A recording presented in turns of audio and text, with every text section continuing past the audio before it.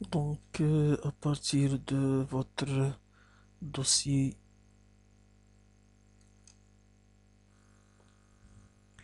euh, maquette numérique, projet type, maison, traitement Atlantis, association des textures, insertion d'objets, vous allez trouver ici un projet pour insertion d'objets que vous allez l'ouvrir de la façon suivante. Peut-être il vous apparaît que le fichier il est inconnu par rapport à l'application. Donc vous allez activer ouvrir.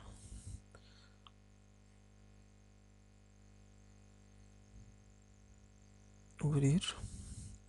Ici vous choisissez application. Atlantis application. Si il n'est pas affiché dans cette série de programmes, cliquez sur parcourir, programme file.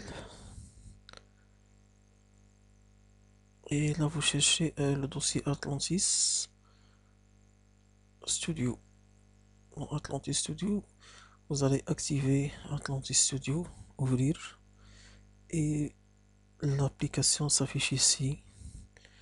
Donc à la fin, vous allez cliquer sur OK. C'est déjà fait pour moi. Donc voilà le fichier.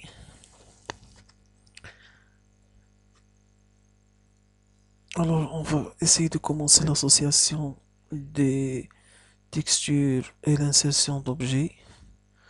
Donc ici, cliquez sur catalogue pour afficher les différentes fichiers, des différentes textures et objets qui existent. Ici, vous allez cliquer sur ce pot de shader de matière pour ici c'est pour l'association dans cette partie droite. Ici c'est pour le réglage. Donc là on active ce qu'on veut, le paquet de bibliothèque voulu, c'est-à-dire par exemple je peux activer les enduits, je peux activer les types de gravier, les bois et tout ce qui est en relation avec matière et texture. C'est-à-dire tant que le pot est activé et ici j'ai des matières et des textures. Si j'active les objets ici, les objets c'est ce cube vert. Ici j'ai des objets. La différence qui est entre l'objet shader, c'est-à-dire le shader c'est une matière, et l'objet c'est un solide 3D qui a des dimensions qui s'insère. Voilà. Donc je reviens à shader. Ici je vais chercher des shaders spéciaux. Par exemple, je vais essayer d'attribuer un enduit. Je peux attribuer n'importe quel enduit qui appartient à cette série. Il lui prend bien sûr la couleur de la matière et ses propriétés.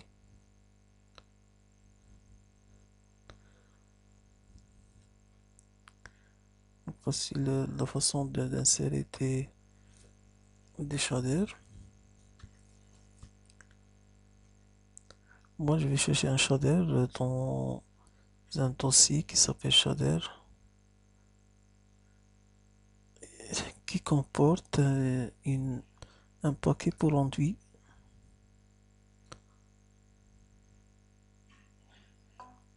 Et voilà. Donc je vais associer une couleur. Je vais associer une couleur beige pour le mur et une coloration marron pour les différentes esthétiques ou bien décoratives qui existent.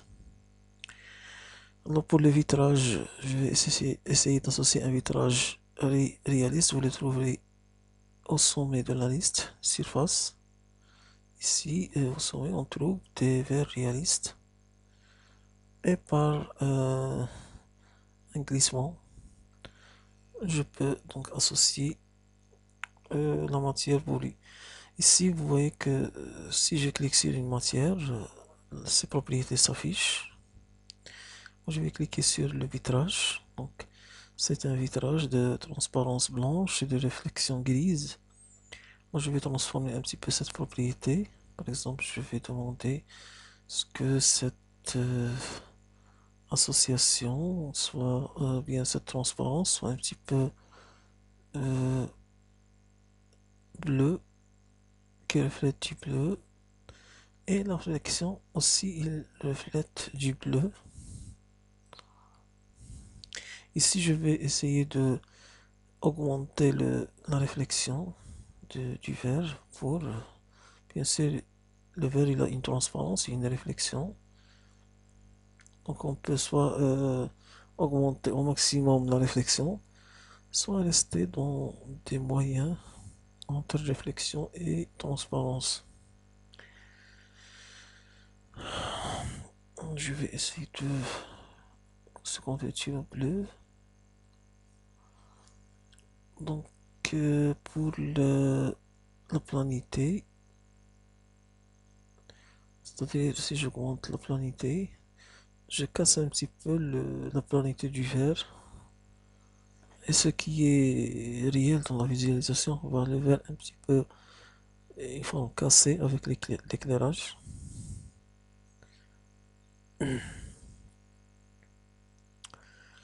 Je vais associer de l'aluminium pour ces barres, des portes et des fenêtres. Donc je vais chercher cette caractéristique ici dans cette rubrique qui s'appelle surface 2. J'associe la couleur chrome pour l'une seulement des barres. Tous les autres barres prendront la même texture. Pour le sol, je vais essayer d'associer un pavage. Donc je cherche dans le dossier pavage.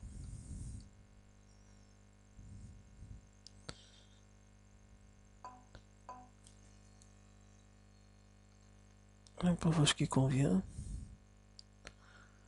à, à l'extérieur.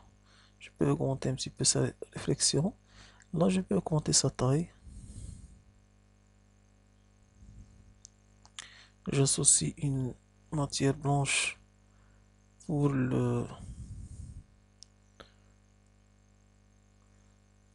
pour la bordure du trottoir. Et j'associe une matière de voirie pour la voie, ou Vendée, ou aussi pierre, ainsi la pierre qui correspond à un bitume.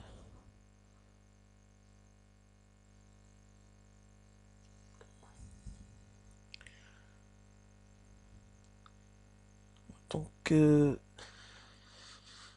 après je vais transformer toutes ces textures, je vais utiliser d'autres textures en utilisant d'autres bibliothèques plus évoluées. Pour l'instant, on se contente de ces textures. Et il reste donc à insérer des objets dans notre scène. Avant d'insérer les objets, je vais essayer d'insérer un arrière-plan pour notre scène. Les arrière-plans sont ici, sont groupés ici. Si je veux utiliser un arrière-plan euh, de, c'est-à-dire une autre photo, on verra la méthode dans une prochaine séquence. Par exemple, je vais associer cette photo comme arrière-plan.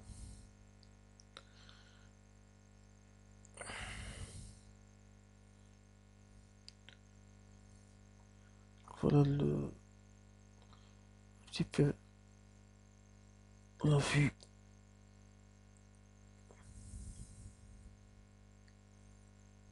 de notre bâtiment. Je vais réactiver les différentes bibliothèques.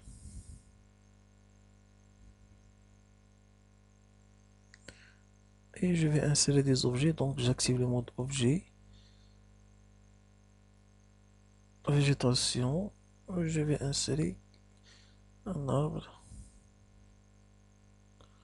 n'importe quel arbre.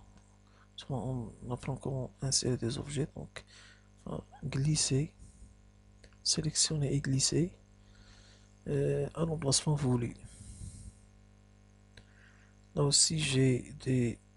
Quand j'active cet icône objet, je peux faire des transformations, par exemple la taille.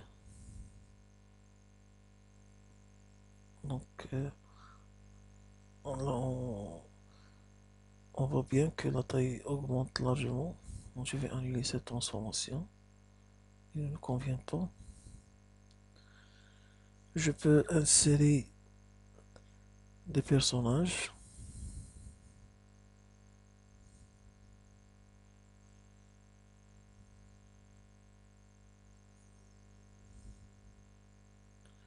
Je peux insérer des voitures. Transport ici dans le dossier transport.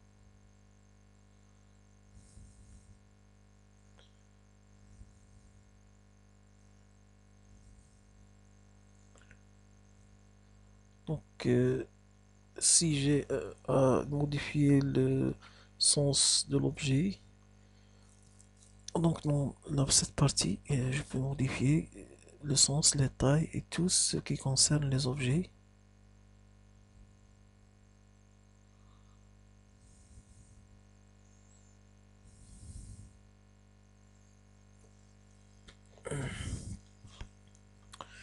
Donc dans cette séquence, on a vu comment euh, insérer des shaders, des textures, des objets, comment les modifier. Et ça reste pareil pour tous les objets et tous les shaders. Dans une prochaine séquence, on verra comment insérer d'autres shaders, c'est-à-dire les ajouter dans la bibliothèque et d'autres objets, évidemment. Et à la prochaine.